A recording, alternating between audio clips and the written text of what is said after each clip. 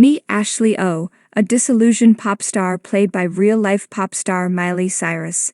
She has a super controlling aunt manager, Auntiger, preaches empowerment to all of her fans, and has a cookie-cutter, goody two-shoes image to maintain because she's presumably from 2004.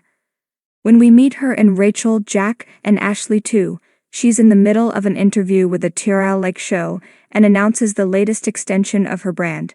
Ashley 2, an EV-like doll that has Ashley's voice, asks fans about themselves and tells them stuff like, "If you believe in yourself, you can do anything." Bebo is not shaking.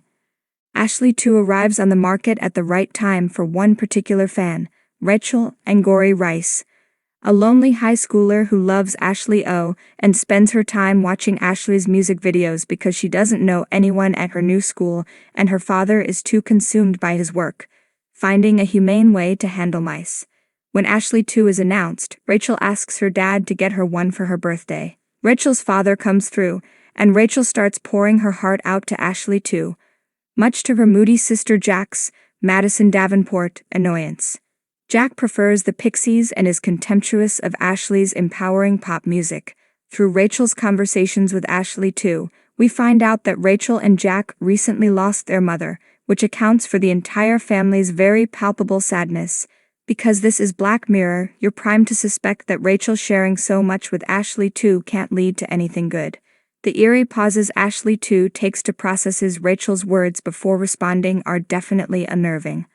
Alas, the show never actually does anything substantial with this element. Jack isn't the only one who bristles at both Ashley O's image and her new doll. The pop singer herself is also visibly uncomfortable by it all. One night, she wakes up and starts writing a song about the prison of her image. "See the animal in the cage you've built / are you sure what side you're on?" She sings as she plunks out a sad accompaniment on the piano. While the lyrics are borrowed from 9 Inch Nails, Right Where It Belongs, the words also made me think of Cyrus' Can't Be Tamed music video. The scene is clearly trying to say this is the real Ashley, whereas the one her fans hear in her pop music isn't. Her auntiger Catherine, Susan Porfar, overhears this bare-bones song and notes that it's kind of a departure.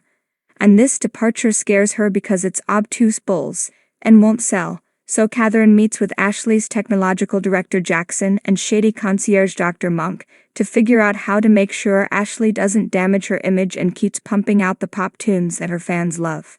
They realize that upping the dosage of her medicine isn't enough. Meanwhile, Rachel's friendship with Ashley 2 continues to grow. In fact, Ashley 2 gives Rachel the confidence to enter her school's talent show and perform an Ashley O song in front of the school. Midway through the performance, though, Rachel trips, and on the car ride home, she dejectedly says she let Ashley down. That idea disgusts Jack, who proceeds to steal Ashley 2 and hide her in the attic. At the same time, Catherine discovers that Ashley hasn't been taking her medicine and plans on breaking her contract because she's tired of doing this.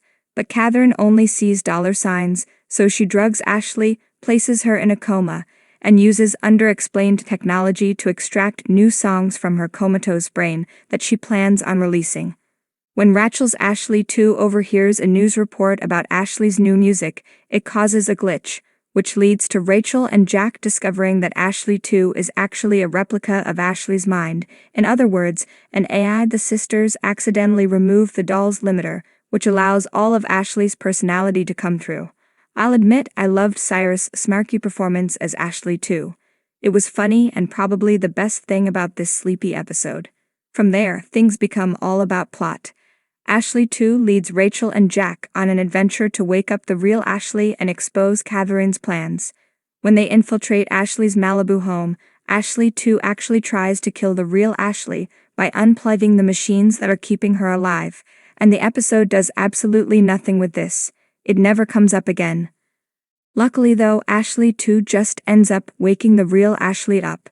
From there, the women and the AI dash over to a stadium, where Catherine is presenting the next frontier in her plans to control Ashley's life. An Ashley hologram that will tour the world singing the new music that's been extracted from her brain. Yes, the first 60 minutes of this episode built to the obvious and shallow idea that pop star holograms are kind of creepy. Anyway, Rachel, Jack, and Ashley arrive in time to foil her evil plan.